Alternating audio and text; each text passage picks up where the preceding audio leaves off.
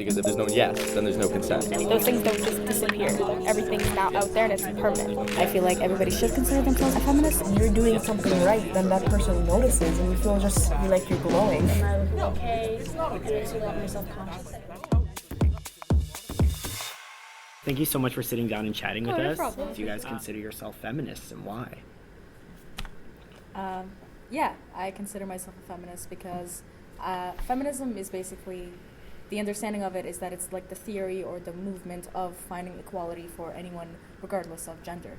I'm an Egyptian, I'm a brown girl, and I feel like as a feminist, I feel like a white guy who's right beside me should also agree to the same ideals as I do for equality for me and equality for him. I don't think there's any specific type of criteria in order to be a feminist. You don't have to look a certain way or act a certain way to be a feminist. You don't even have to express the fact that you're a feminist. You can just believe what you believe, and then you could be considered a feminist. Mm-hmm. You sometimes even have people who identify as feminism and they misconstrued the idea of what it means to be a feminist, and they kind of come off as like man haters and it's really angry and aggressive, but really at its core that's not what it's supposed to be. It's supposed to be like May and Wafa were saying, equal treatment of men and women in all regards. I recognize my privilege as a male, so I obviously do not go through the same things that women do, but I consider myself a feminist, and I feel like a lot of guys don't consider themselves feminist at all because they think it's inherently feminine to be one, and I feel like a lot of them don't understand what the concept of feminism is, and they feel attacked because,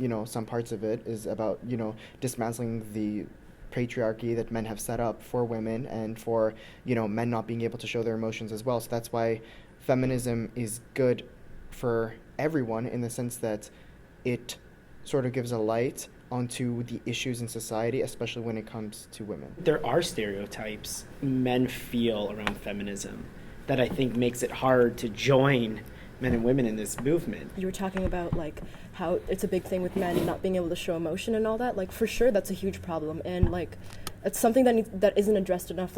But feminism, it's all encompassing.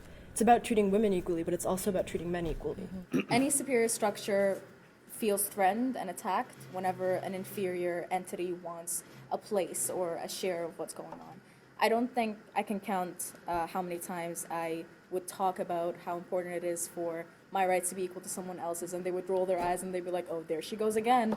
If a man is as bossy as a woman, he's sophisticated and he's a leader, but if a woman is as bossy as a man, she's annoying and she's badly tempered. I feel like the word feminism is so powerful because as soon as you start to label it, it becomes that more of a movement. So you don't have to go to rallies, you don't have to go around telling people your views on feminism, but if you just sit there and say, yeah, I'm a feminist, and you're proud of it, and you're willing to explain that to a person, then that itself is a movement. Plus, it's kind of a similar thing where it's it's not Black Lives Matter, it's all lives matter. Yeah. But yes, I just want to say that, yeah. No, but it's acknowledge the minority, acknowledge the people that are facing the prejudice more than the other people. Of course, we understand all lives matter, but not all lives are being threatened by law enforcement and things like that. These things that have been happening to Black people, and similarly, the same kind of thing applies to feminism. Acknowledge that women are the minority in this situation. I have the same thing about the idea of LGBT and Q, and sometimes I don't think this is an accurate definition, but sometimes everything gets umbrellaed under the definition of queer.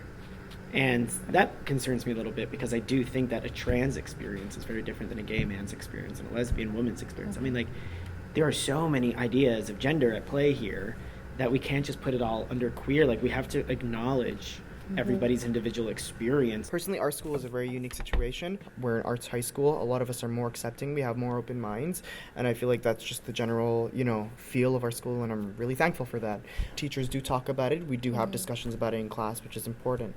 But I know other schools don't. And a lot of other schools still have negative connotations with the word. If someone here, I think we can all agree on this, if someone here said something bad about feminism or said something bad about any minority group, there would be a storm coming for them. That people would call them out. Ignorance is easy to cure, but there can't be a barrier. Yeah. Sometimes there's a barrier when you're talking to someone, they are not willing to listen. They believe that your views are just nonsensical. They don't make any sense. You've never faced this, but you don't understand my emotions. You'll never understand the suffering of a minority group that you're not a part of. When somebody is willing to listen, I think that's a really nice thing to hear. Yeah, it feels yeah, it's like, wow, you actually care to understand more about the world and my point of view on the world, which is really great to hear. People who just scratch feminism at the surface think about it as something like male versus female.